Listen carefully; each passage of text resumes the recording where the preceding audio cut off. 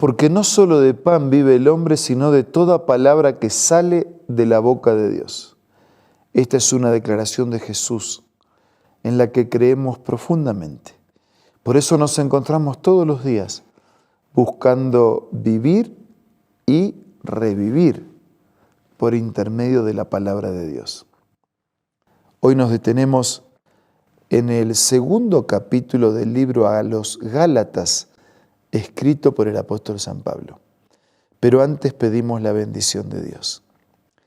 Padre nuestro, bendícenos al meditar en tu palabra, que podamos entenderla y aplicarla a nuestra vida.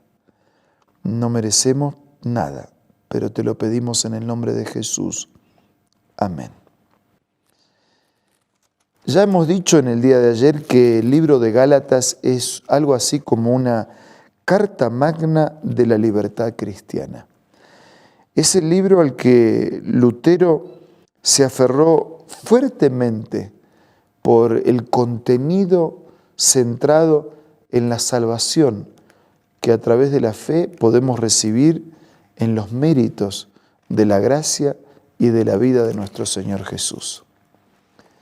En el capítulo 2, el apóstol San Pablo un poco que nos vincula al momento en que él se fue contactando y conectando con los otros apóstoles. Y lo hace de esta manera. 14 años subí de nuevo a Jerusalén, 14 años después.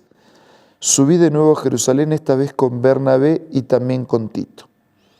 Fui en obediencia a una revelación y me reuní en privado con los que eran reconocidos como dirigentes y les expliqué el evangelio que predico entre los gentiles para que todo mi esfuerzo no sea en vano. San Pablo va, se presenta a los otros apóstoles, les cuenta, ¿no?, que fue a ese momento por revelación de Dios, Dios le pidió que vaya, y de qué manera Dios le había dado el ministerio a los gentiles, la predicación a los que no eran judíos. Versículo 3. Ahora bien, ni siquiera Tito, que me acompañaba, fue obligado a circuncidarse, aunque era griego. El problema era que algunos falsos hermanos se habían infiltrado entre nosotros para coartar la libertad que tenemos en Cristo Jesús a fin de esclavizarnos. Había una discusión teológica, religiosa, si el circuncidarse era señal de religiosidad y era también garantía de salvación. Y había quienes practicaban y creían que en esa marca física exterior estaba asegurada la religiosidad y también la salvación. Y uno puede tener una marca, un amuleto en nuestro cuerpo grabado, pero eso no asegura nuestra salvación, porque la salvación tiene que ver con la actitud y con la disposición de creer, de aceptar y de vivir. Por eso Pablo entra en la discusión de este tema que ya se había instalado en la iglesia. Versículo 5. Ni por un momento accedimos a someternos a ellos, pues queríamos que se preservara entre ustedes la integridad del Evangelio. El Evangelio, queridos amigos y hermanos, es mucho más que una marca externa. Es mucho más que un amuleto colgado en nuestro cuello. Es mucho más que una pulsera o un reloj en nuestra muñeca. El Evangelio es la aceptación de Cristo, de la libertad que solo su presencia produce al liberarnos de la esclavitud del pecado, y es una experiencia real con el Señor todos los días. Versículo 6. En cuanto a los que eran reconocidos como personas importantes, aunque no me interesa lo que fueran, porque Dios no juzga a las apariencias, no me impusieron nada nuevo, al contrario, reconocieron que a mí también se me había encomendado predicar el Evangelio a los gentiles, de la misma manera que se le había encomendado a Pedro predicarle a los judíos. El mismo Dios que facultó a Pedro como apóstol de los judíos, me facultó también a mí como apóstol de los gentiles.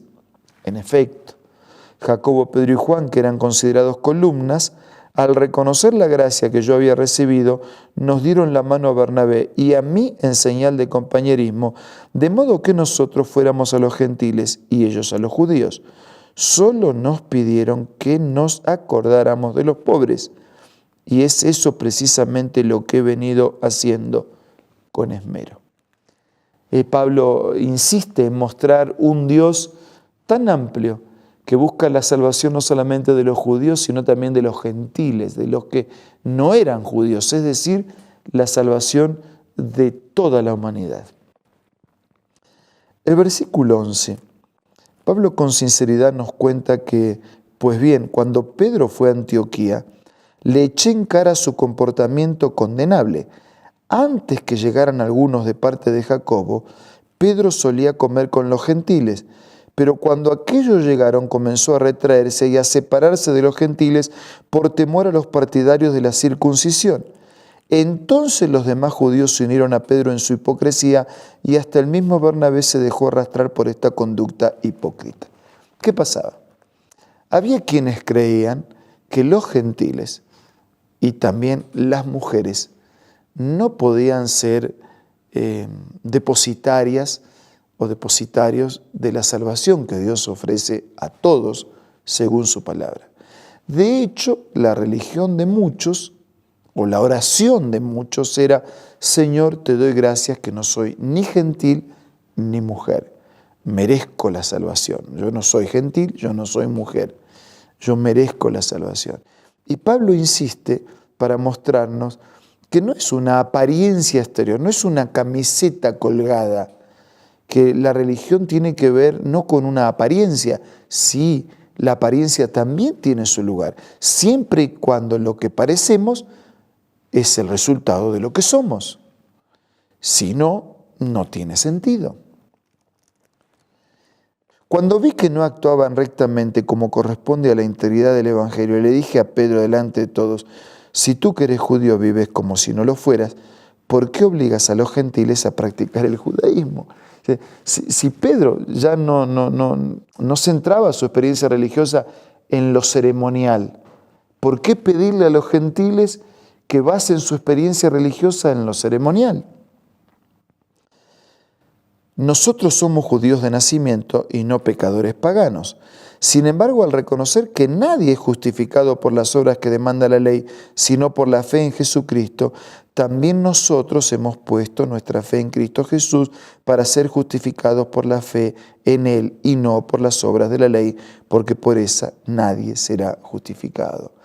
No es por un nombre, no es por un apellido, no es por una herencia, no es por una raza, no es por la descendencia de, no es por lo que yo logre hacer con los méritos de mi vida, es por la gracia de Cristo, es por un presente del Señor, es por su sacrificio, por su amor, por su entrega, por su compromiso, como nosotros tenemos chance de salvación y de eternidad.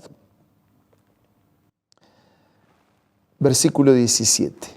Ahora bien, cuando buscamos ser justificados por Cristo, se hace evidente que nosotros mismos somos pecadores. ¿Quiere decir esto que Cristo está al servicio del pecado? De ninguna manera. Si uno vuelve a edificar lo que antes había destruido, se hace transgresor.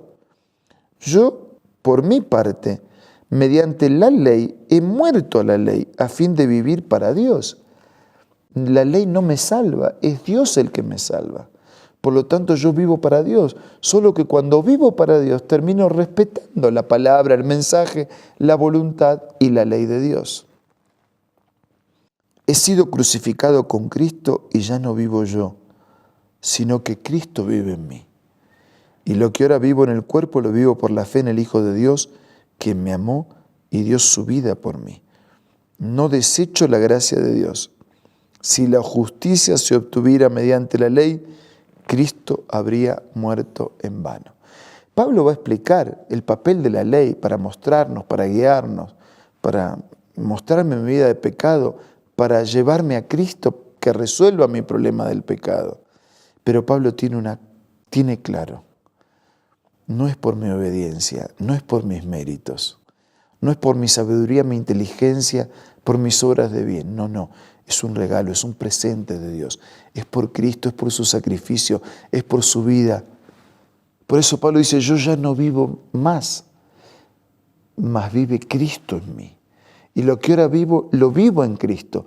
Por eso puedo ser feliz, por eso puedo ser fiel, por eso puedo ser obediente, por eso puedo ser consecuente con su palabra.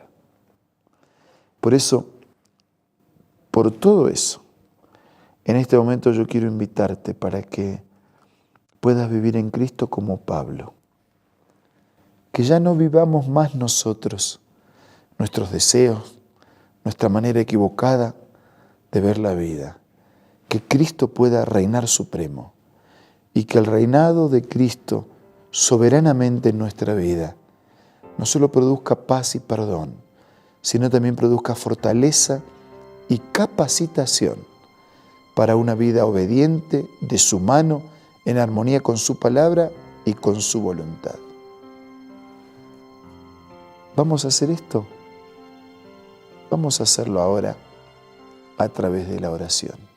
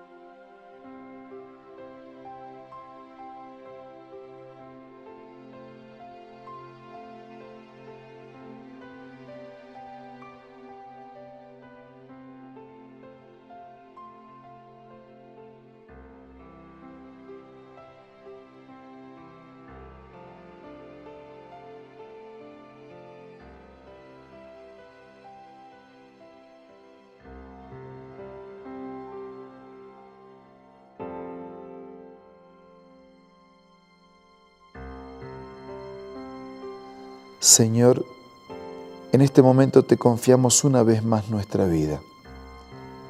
Queremos que Cristo viva en nosotros, para limpiarnos, para perdonarnos, para darnos paz, para consolarnos, fortalecernos y darnos tu espíritu para vivir en armonía con tu voluntad.